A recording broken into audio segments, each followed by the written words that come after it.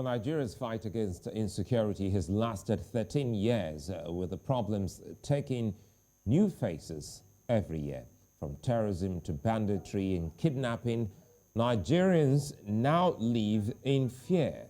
Local communities get ransacked and travelers are abducted on a daily basis. Now, this problem, which has traversed every part of the country, flashes different patches of darkness in different parts of the country. The issues are enormous, and the fault lines stretch across Africa's most populous nation. In our Ondo state, in Nigeria's southwest region, scores were killed as they worshipped, and the roots of that devilry is still causing a debate amongst Nigerian leaders. Like you ask every day, with every news and every report highlighting Nigeria's security struggles, we ask, what's going on? Welcome to VSA. I'm Sulaiman.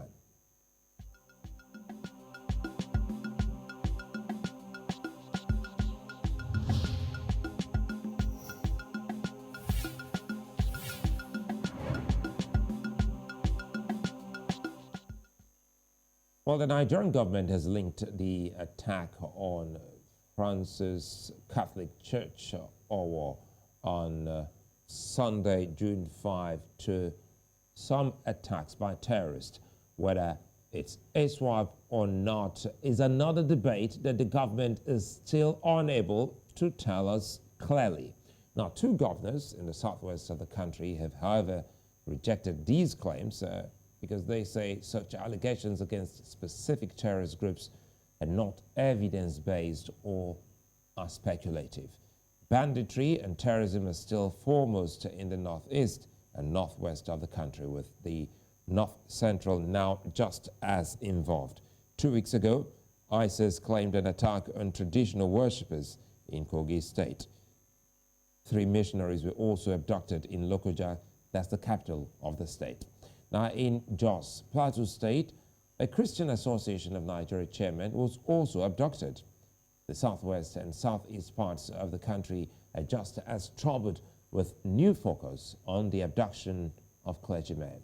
Now, amid these negative security updates, 15,000 IDPs have returned to their homes in Borno 6 years after they had to flee for their lives. Now, 11 of the travelers abducted in Kaduna have also been freed, with many still held captive. Now, today we'll be unpacking so many of these issues with our security experts who will be letting us in on what truly is going on in Nigeria, more so now that the country is getting ready for the big national election in 2023. We'll take a moment. When we come back, we'll dig in deep on the security problems in Nigeria.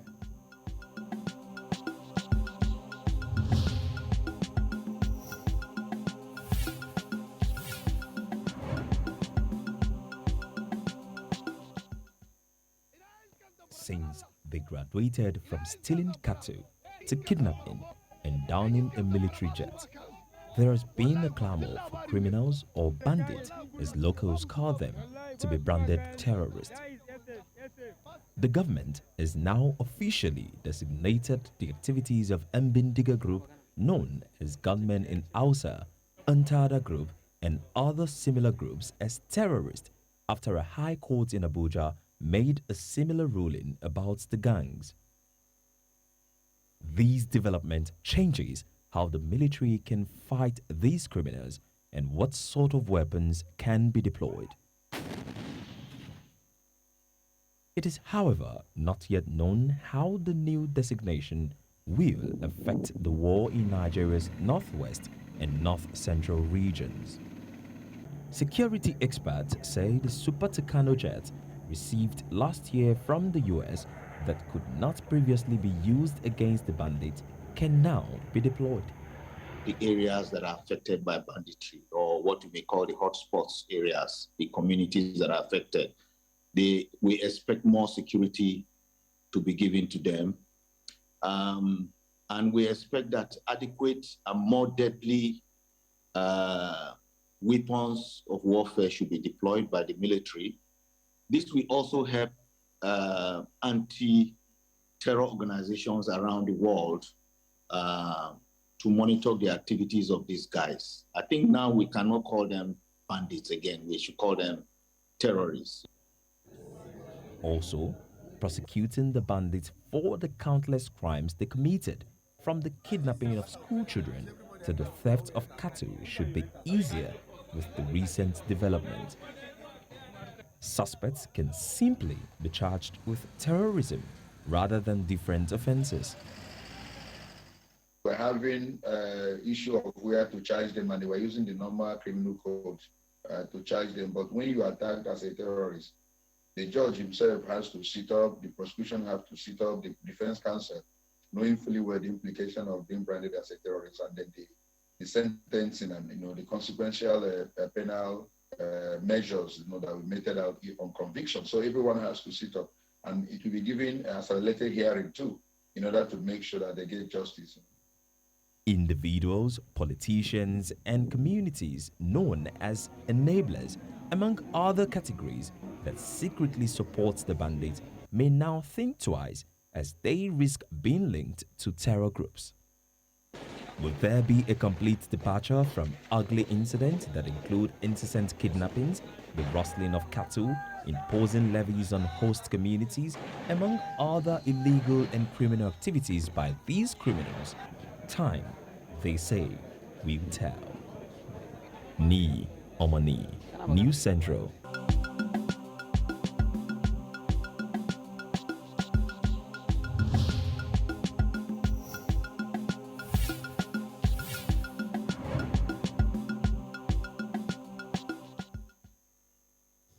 Well, a long fight that has been for Nigeria over a decade of fighting insurgency and insecurity in one part of the country that has snowballed into so many other parts of Nigeria. Kabir Adamu, who is a security expert and consultant, joins me now. Kabir, good to see you, and thanks for your time as always. And My pleasure. all right, the debate initially has to do with whether to qualify these people as terrorists or bandits. But the thing now is Nigeria has actually seemed to have been engulfed by pockets of insecurities. Now, what's been the biggest security challenge the country has faced in the last 13 years so far? Thank you, Sulaiman. It's good to be here once again. If we look at the definition of biggest, can be determined by a lot of things. But I mean, what would most people would probably agree when you are defining biggest would be the number of lives that have been lost. So prior to 2014, the threat factor that resulted in the highest number of deaths was simply terrorism. And for this, there were a couple of groups that were identified as terrorist groups in Nigeria. And the most virile one that resulted in more killings was the Jamaat al-Dawat wal-Jihad, or otherwise the group called Boko Haram. In fact, in 2013 through 2014, it gained the infamous title of the deadliest terrorist group in the world. Now, between that year up until 2015, the splinter groups that made up this parent body, the Jamaat al-Dawat wal-Jihad, were the groups that were resulted in more deaths than any other threat factor in the country. But from that 2015 up until now, a combination of these terrorist groups plus gunmen whose identity has been quite evasive. So as a country, we've not been able to really disaggregate who they are. Sometimes we call them bandits. Sometimes we call them quote unquote Fulani herdsmen. Sometimes we call them terrorists, just like your report mentioned. And the government attempted to at least classify two categories of that group. And then sometimes they are called criminal gangs.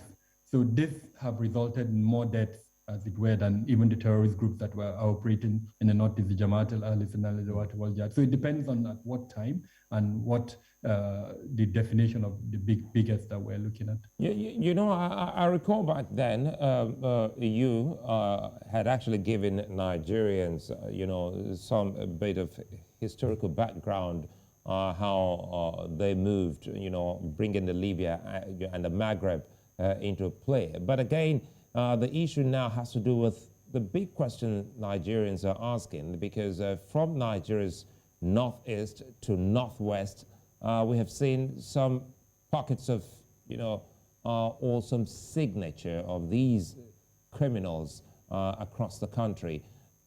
Do you think Nigeria, as it is, has the wherewithal to truly understand the impact of what it is dealing with?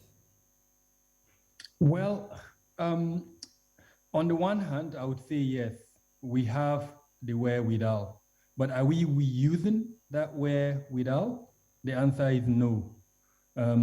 We have, to my count, about 27 ministries, departments, and agencies that are involved in security in the country. So that is numbers, 27 in any ramification in any country. If you have 27 ministries and departments and agencies involved in just one sector, that is huge. In some countries, you probably just have more than 3 or thereabout. In our own case, we've got that number. But then the next question is, how are we using those numbers? Are we using those numbers efficiently? And the answer, unfortunately, is no. You and I have discussed this, and we'll continue to discuss it. Most of these organizations are operating in silos. There is an unhealthy rivalry between them. Sometimes there is the issue of capacity. Persons have been employed within these organizations who, for one reason or the other, either because the recruitment process was faulty or because they were not properly trained, have been unable to meet the mandates. Then the big elephant in the room, corruption, where for a lot of reasons, their mandates are being moved to other areas that is not exactly their mandate. Then we should also look at oversight. The kind of oversight that exists within the security sector does not allow correction, even where these organizations deviate from their core mandate. The oversight function should be one that would now tell them, look, this is not what you were set up to do. You should go back to your core functions. We're not seeing that type of oversight in Nigeria, unfortunately. So yeah, I think we've got the wherewithal. What is lacking is all of these things that I've mentioned. And if we want to get it right, then we need to correct all of these things. I am not an advocate. I hear people saying that we don't have enough security agents. For instance, if you pick the police, the common narrative there is that we don't have enough numbers. I'm not an advocate of that. Rather, I would say before we discuss numbers, let's discuss utilization. How can somebody convince me when you have a situation where 10 police officers or even more are deployed to one individual who perhaps is not even entitled to them constitutionally, and yet somebody would sit and tell me that we don't have enough policemen? And I think no. My honest opinion is that we firstly should look at the utilization of the resources that we have. And Kabir, if you let me jump in there, I think it's as important as every other aspect of our conversation, proper utilization of what we already have.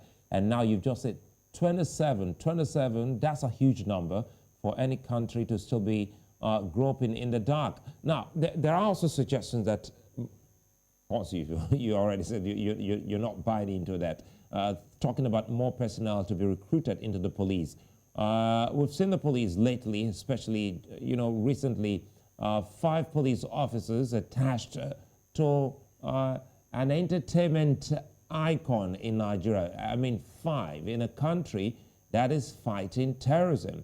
How can the police be made to be more efficient in dealing with what Nigeria is handling at the moment? 2 levels of accountability. The first level is internal, and that means the police should strengthen its monitoring and evaluation mechanisms. In the first place, how many personnel does it have? Where are these personnel being deployed? When they are deployed to those locations, what kind of M&E, monitoring and evaluation mechanisms do they have in place to ensure that they stay in that place where they are deployed? Because sometimes they are deployed to certain locations, but then that particular location will now redeploy them for this type of assignments that we're discussing. So there must be some form of monitoring and evaluation functions. And in fact, in this digital age, it won't be too difficult to have some kind of tracking or surveillance capabilities, wearing body cams as an example, which has a lot of functions. It could be for operational reasons, but it could also be for tracking purposes.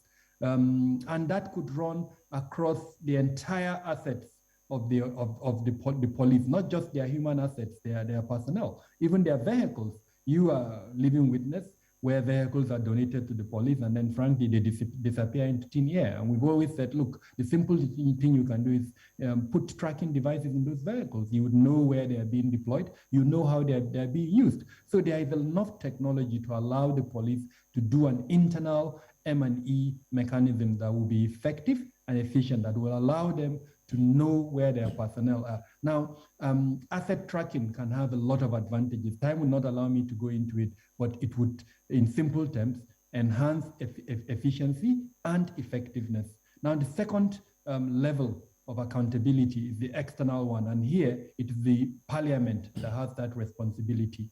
The parliament, through its oversight functions, can look critically at some of these areas. Now you say you've got 350,000 personnel. Where do you deploy this 350,000 personnel? If you go to a state like Kaduna, you hear the number deployed there around 3,000 plus. So why is it that Kaduna, with its land mass, is getting 3,000? And another state, for instance, Port Harcourt, River State, is getting, say, 7,000. Is it because there are more lucrative contracts there from the oil companies? Or what are the reasons? So that kind of external oversight, especially if you introduce monitoring and evaluation mechanisms too, from this external oversight would help reduce this type of skewed deployment from the federal level. Now, apart from that, there are also some supervisory bodies, what I call regulatory bodies within the executive arm of government, such as the Police Service Commission and the Ministry of Police Affairs, that can also have some oversight functions within the police to ensure more efficient deployment of these resources that we're discussing. So there are different levels, and once these levels are effective, even if, for instance, the internal mechanisms fail, this external one should be able to pick up and correct whatever anomalies that exist. Unfortunately, all these three levels that I mentioned have not been very effective over the last few years. Yeah, and it's very important that the external aspect which you highlighted, talking about Parliament, can actually come in and see how it can strengthen the internal aspect of it that seem to be having some gaps. But quickly here, it looks like deja vu. We saw what happened leading up to the 2011 election. Specifically, there was an upsurge in violence in some activities of the terror groups. But this time around, we're getting to see first what happened in Owo in the church. And there seems to be a new focus of kidnappers on clergymen, especially those coming from prominent churches. So perhaps security intelligence can help decode this and what reasons may be. So two things. First off, I think as part of our national counterterrorism strategy, we need to enhance the resilience of the population. In other words, teach the population about terrorism and what allows terrorism to thrive. And I'm saying this with all sense of responsibility. I have a commercial intelligence firm, as you know. I study development within the country, and I'm able to analyze and make projections based on this assessment or analysis that I do. Recently, His Eminence, the prelate of the Methodist Church, was abducted in the southeast of Nigeria, precisely, I think, in Anambra State. And he was released, I think, 3 days after his abduction. And he granted several interviews. Unfortunately, some of the statements he made in those interviews, the moment I heard those statements, I said, oh, no, I wish I had a way of reaching the Methodist Church. I would have advised them to tell him to tone down on some of the statements. Now, the criminal gangs that are out there listened to those statements. They heard how it was easy for the church to mobilize and gather huge sums of money within 3 days, and not only gather those huge sums of money to pay those monies at ransom. So by that singular action, unfortunately, and I'm sure it wasn't his intention, he has put the lives of several other clergymen like him in danger. And unfortunately, that is what we're seeing. This is what intelligence does. Intelligence is able to tell you what will happen. We saw that the moment I had that interview, I knew that unfortunately that was going to happen. Now, we also unwittingly made the same mistake with the, or I hope I'm pronouncing it very well. No, you're right. All right, with the church incident. The publicity that incident got, unfortunately, has also made religious places of worship future targets. Anyone who wants to get that kind of publicity knows what to do to get that kind of publicity. And as weird as it sounds, there are several groups there that will enjoy this type of negative publicity. And quote and unquote, terrorist groups enjoy negative publicity. So I'm hoping that anyone who has security responsibility for places of worship, not just churches, but all places of worship that could be vulnerable to terrorist attack, they should put in place what we call anti-terrorism measures. These anti-terrorism measures have 4 layers. The layer to detect a would-be terrorist, the layer to deny a would-be terrorist from accessing the religious place of worship, the layer to delay that would-be terrorist, even if, for instance, he's able to come within the premises of that religious places of worship. And then the last layer is the response layer, where even if you detect him, you deny him, and he's still able to enter and you delay him, then you are hoping that the response capability that is already in place will prevent him from the kind of carnage that we saw in Owo. So I'm advising all those with security responsibility for religious places of worship, both Christian and Muslim, and all the religions that we have within the country, they should try to put in place these measures. Unfortunately, the publicity that we gave the Owo incident means in the future, unfortunately, religious places of worship could be targeted. And again, if I may borrow your word, unfortunately, it may happen if the education you spoke about, educating the population, isn't there already, because we're not trying to, pander, into politics now. But again, it would seem as if the Jonathan administration did show some bit of effort in educating and enlightening the public, because I recall then with the DSS and its spokesperson, and Frank Mba at that point in time was in the police, and the gentleman who was at the NOA, they had this weekly intelligence briefing for Nigerians. Is it too late or not for Nigeria to get into such kind of sensitization so that people understand what to say and what not to say and how to give information to these agencies? 27, you say. It's not too late. That communication platform that you talked about, that was run under the Goodluck Jonathan administration, is a component of our national counterterrorism strategy. So it's still in existence. It has not been, it's not moribund. It's a living law. And so what has happened is the failure of the responsible government departments to implement the requirement of that national counterterrorism strategy. And perhaps one of the simple things that can happen is for just one person to remind them that, look, this is your responsibility. That center was called Center for Strategic Communication. Now, strategic communication is one component of our counterterrorism strategy. It's key. It's very, very important that as a country, we speak one voice against terrorism. And the only way we can speak one voice is if government galvanizes us. And the best way to galvanize us is to tell us what it is doing. I know it would be very unfair to say that this administration is not reeling out information. If you recall, there are these ministerial briefings that the administration started. I think it started in this second tenure of the President Muhammadu Buhari, or the first tenure, I'm not sure.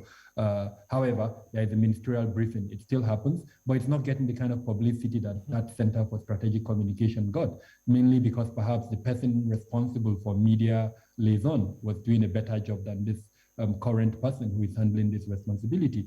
But suffice to say that that is a key component of our national counterterrorism strategy. And in my honest opinion, one of the things that we need to do as a country is to revisit and do an assessment of our capacity for the implementation of that national counterterrorism strategy. That strategy has been in existence since 2016. Now, I think it's high time to review it and see what aspects have we fared well in its implementation. What other aspects haven't we fared well? We've just pointed one out. In the communication aspect, frankly, we haven't fared very well. There is room for improvement. Perhaps there are several other components too that we may need to improve. The only land or country where terrorism is won, quote and unquote, is where the people take ownership of the counterterrorism strategy. Unfortunately, in Nigeria, our residents, our brothers and sisters are yet to take ownership of the national counterterrorism strategy. In fact, a lot of Nigerians don't even know that we have a national counterterrorism strategy. So we need to change that. Let every Nigerian take ownership of the national counterterrorism strategy so that they are able to contribute both by information and, more importantly, by rejecting acts of terrorism. Where you see on Twitter and several media platforms, people unwittingly accepting and encouraging aspects of terrorism, all it does is to strengthen the terrorist. But where as a country we understand that our actions can mar or make the success of our counterterrorism strategy, then I think we'll start with. You know, Kabir, I know you don't speak for the government. Clearly you're an expert and you're on your consultancy services. But again, we must say the way it is. This administration hasn't actually done well. If we try as much as possible to now remember some of the key things and talk about ministerial briefings, and you can just say that is one in many instances.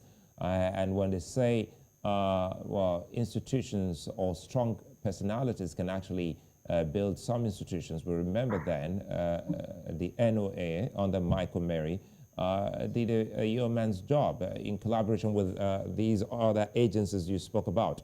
To the extent that at the moment, Kabir, isn't it amazing that intelligence still seems a thing we look down on in Nigeria, in Kaduna, in our attacks in the East?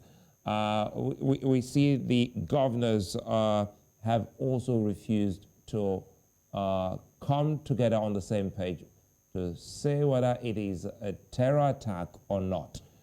What do you think is happening at the moment where there is a disconnect between personalities in government of what truly transpired in these instances? It's an unfortunate politicization of politics. Again, I'm going to emphasize with all sense of responsibility that I have no interest in all of this than to express my understanding of what is happening. It's sad that we're seeing a politicization of politics to achieve certain interest. What happened in the war is clear. It is an act of terrorism against innocent worshippers. And we should have been able to deconstruct and make a very clear statement on what happened and hold those that allowed that thing to happen accountable. Almost 9 days after the incident, I'm not aware that a preliminary report has been released by any of the security agencies. I'm not aware that anyone within the security sector has been held accountable. Rather, what we're hearing are disparate statements by political leaders suggesting, for instance, a conspiracy theory, when, frankly, there is no need for that. There were people in that church.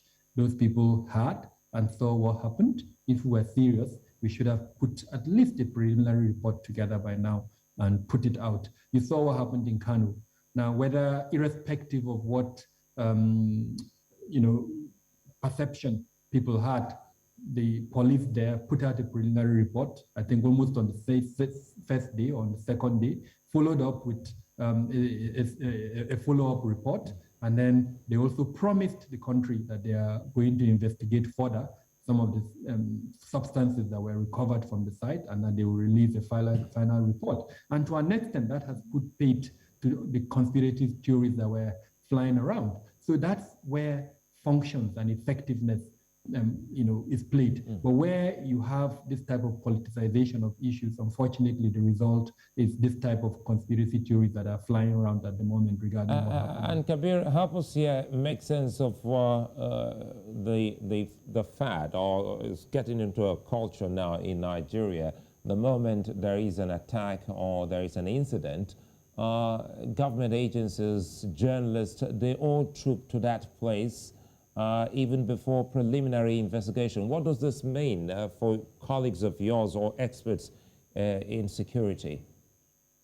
Thank you, Sulaiman. This is one of the major concerns with responding to security incidents in the country. One of the first things that usually should be done is to safeguard the integrity of any crime scene, for the simple reason that when you safeguard the integrity, you allow for forensic investigation. Now, forensic investigation would allow the prosecution of whoever is responsible for that. But where you allow for the, as it were, tarnishing or the destruction of this evidence, then it would be almost impossible to prosecute the suspects eventually. You and I saw how in that church, everybody, journalists, political leaders, name them, went into that church, stepped on the locations, even the blood stains that were on the floor. Perhaps on that blood stain, some of the perpetrators had stepped on it and their shoe marks would have been there. And forensic investigators would have harvested that type. There were bullet shells, and I can bet you some people picked up those bullet shells, and those bullet shells are lying perhaps in people's houses, and people will be using them as, whatever they want to call them, to show people in the future that this is from the war. When those bullet shells could have been used as forensic evidence to allow for investigation. Where were those bullets purchased from? Who handled them? How did they arrive at all? All of that would be evidence that can be used to unravel what actually happened. Unfortunately, despite the promises we've had from our political leaders, I recall precisely in President Buhari's inaugural speech in 2015, he mentioned this particular issue where he told us that he's aware that security departments do not have evidence rooms, and that his administration is going to support the construction of evidence room as well as facilities for the safeguarding of evidence. And he made that link, very important, between law enforcement and the judicial process, because it is law enforcement that would gather this evidence, safeguard this evidence in these evidence rooms, and then present the evidence. I mean, all of us, we watch these movies on Netflix and other platforms. We see how before they enter a crime scene, they put gloves, they wear something around their shoes. They will not tamper with anything within that. Even the littlest of things within that crime scene can be used as evidence. The trajectory of the bullet, namely the hair on the body of the perpetrator, name them. All those can be harvested as evidences. In our own case, unfortunately, despite this realization in 2015 by our president, I'm yet to see a lot of progress in this area. I would always recall one of my most unfortunate experiences as a citizen in Nigeria.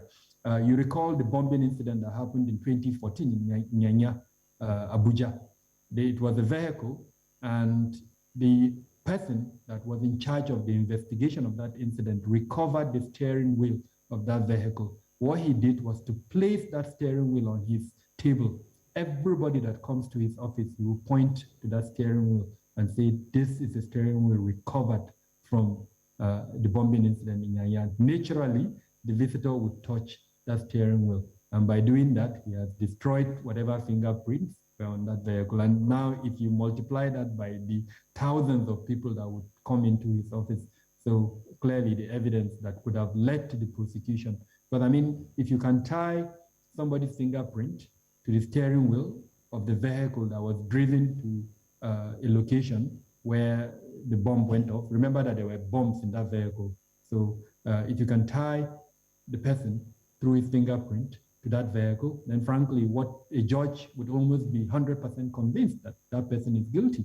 But if you can't tie him, then that person is likely to walk away. And that is why we found it really difficult to prosecute a lot of these persons who, I mean, even in kidnap for ransom cases, the infamous case of Evans is still lingering and all that. So that's one key area that we need to change if we're going to improve on the prosecution of suspects within the judicial system. So now this enlightenment or education, for the population goes beyond the population. It must also stretch into the agencies that should know, because now we have seen that sometimes they also compromise, forensic. But quickly here, I need to go back to what you highlighted about officers and men, talking about the numbers.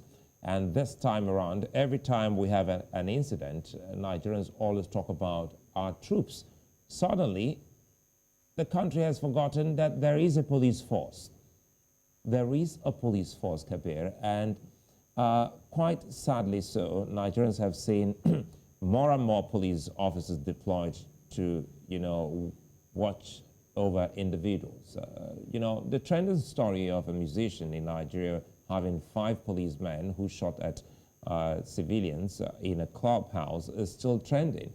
What can we say of this about our police to the extent that the bulk percentage of the citizens are left unprotected, while just a few would have not 1, not 2, 5 and more police keeping watch? Yeah, so first off, there is the United Nations recommended ratio, about, I think, 1 to 400 citizens, or in certain instances, they will tell you 1 to 500. So let's go with the 1 to 400. Based on that, we do have the need for more police personnel. But where it becomes complex, and I don't want to make this a little bit complex than it is, if you define the word policing, you find out that in Nigeria, we have several government departments that are actually carrying out policing functions that are not called police. So if we're going to get the right number of police personnel, and I'm speaking now as an international expert, if we're going to be fair to that UN recommended ratio, we now need to include those other government departments. And I'll quickly mention them. The road safety, the Federal Road Safety Corporation, that is a policing function. If you travel out of Nigeria, as an example, go to a country like Germany, it's the police that carries out the function that the road safety is carrying out. Likewise, in several other countries of the world. So they are, to an extent, a policing department. And if you look back at their history, they were actually carved out of the police. So I'm right in that regard. The second one is the civil defense, even though this is a little bit arguable. Some would say, no, they are not necessarily a policing function. But what is their mandate? The protection of critical infrastructure. Go to other countries of the world. Who does that? It's a combination of the police and sometimes the military, depending on the criticality of that function. So yes, they are also arguably policing functions. And even the immigration, you can extend that argument. There are certain countries where it is the police that carries out immigration functions. All that happens is that there is a specialized department within the police that carries out immigration functions. So what am I trying to say? I'm trying to say that for us to contend with the argument that there are not enough police personnel, we should add these other government departments that carry out policing functions and then see how they are deployed. Now, are they deployed in a manner that allows for cross-cutting cooperation between them, or are they deployed where there is no level of cooperation between them? And unfortunately, the latter is the case in Nigeria. There is very little cooperation between the core police unit and these other subunits. In fact, the irony is that even the ministry that supervises them have been separated. You have a Ministry of Police Affairs that supervises the police, while you have the Ministry of Interior that kind of oversees the functions of all the other policing departments. So very little coordination at that management or top management level. Back to your question, the police exist, but the police is faced with a myriad of challenges, and I've just mentioned one of the challenges, the fact that it is subdivided into several units. Then unfortunately to corruption. The part of the reason why you have a deployment of police to individuals that are not constitutionally entitled to policing functions is really because of policing, of corruption. The third element is the inability of the police to embrace change. The private security function, what we call industrial security in Nigeria, has matured. And it will shock you, Sulaiman, that private security function in Nigeria is providing employment to almost 10 million Nigerians. I'd like us to talk more about that, just talk about the functions and not to give out some clues to those that talking about not classified. Let's talk more about activities of the private security outfits. I know you're a member of that body in Nigeria. Let us in on what exactly they're doing to help stem what we're dealing with at the moment. So let me be as basic as possible. There is no private business, no private individual who has some form of fence or perimeter fencing around his area that does not have a private security personnel deployed to his house. So that will give you an idea of the spread of private security personnel. And this is just man guarding that I'm talking about. Now, there are other private security firms that are providing functions such as surveillance. They are providing CCTV installation. There are others even, and amazingly, because I'm into it, I know this. There are private security functions that have drones and that are able to sell that service, not to private individuals now, but to government. And so government would engage them and they will be managing and operating those drones. There are others who conduct high-level assessment and investigation. There are others who are involved in certain aspects of logistics that are within the security function, so moving cash from point A to point B, and a whole lot of functions beyond what I've just mentioned. Cybersecurity is also there. It's a growing field. In fact, there are more requirements for roles in cybersecurity than there are persons to fill those requirements. And in fact, a lot of young Nigerians are being offered jobs outside the country from cybersecurity roles. So there is the private security function in Nigeria has really matured. And what can Nigeria learn moving forward? Because this is all about tackling and stemming the spread of insecurity in Nigeria, more so especially as the country moves into an election year. Sulaiman, I'll just mention two things, frankly, accountability and responsibility. They are Siamese twins, or they are sometimes the same side of one coin. But in this instance, I'm using them differently. Let me start with accountability. I spoke about it earlier. We need to start holding our security sector, members of that sector, accountable. They need to be answerable to us as Nigerians. And that means we need to democratize the security function. Now, it would be a Herculean task because the military legacy that has been left behind has left a huge stain within the security sector. They see themselves as untouchable. They see themselves as over and above the ordinary civilian, quote unquote. And so subjecting themselves to democratic oversight would require a lot, but we need to do that. You have witnessed congressional hearing within the US, and you see how anyone coming to a congressional hearing, irrespective of whether he's a four-star general, he's worried, he's scared, because he knows that if that hearing finds him or her guilty, it would result to either prosecution. Of course, he or she will lose his job and he may be liable to prosecution. So we need to go to that point where our members of the security sector know that they are accountable to us. If they allow a train to be targeted and over 60 or even more Nigerians are abducted, someone somewhere should be held accountable within the security sector, because we paid him money, we've appointed him, we've appointed her to make sure that doesn't happen. We should not have a situation where that takes place and nobody is held accountable. A church was attacked in Owo and nobody has been held accountable. We need to change that. We need to make sure that when incidents like that happen, somebody somewhere is held accountable. Over the weekend, persons went for a wedding in Sokoto. On their way back, their vehicle broke down. Today, 29 of them are still missing. Nobody on that stretch of road has been held accountable. Meanwhile, there are over 8 or 9 agencies that collect money from both the federal and state governments and say they are going to provide security on that route. They didn't provide that security. They should be held accountable. So accountability. Now, the other component is the responsibility component. If you are appointed to head the security department, your mandate is clear. That mandate tells you what to do. It tells you what not to do. If you are a citizen, what is your civic responsibility to the country?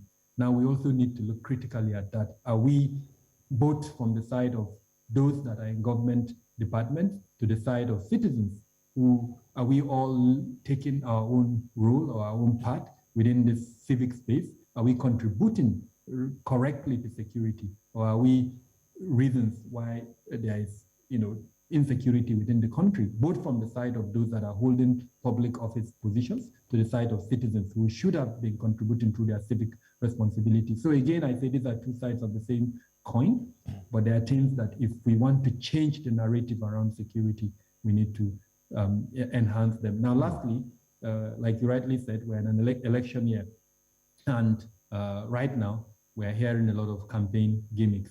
I'm yet to hear the kind of right messaging I need to hear within the security sector. I've talked about M&E.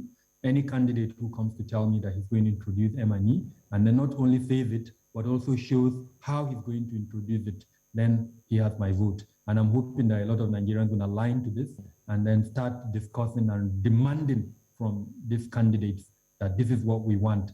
And then they now tell us during the campaign period that that's what they are going to do. Now, the typical Nigerian would say, well, even if we vote them in, they're not going to do it. But at least if they put it within their agenda, we'll be able to ask them critical questions once they win, to say, okay, you promised us you're going to do this, as against if they don't even discuss it. So yes, let's start asking that question. I need, and I'm hoping that I would see promises that some form of accountability measures will be introduced within the security sector.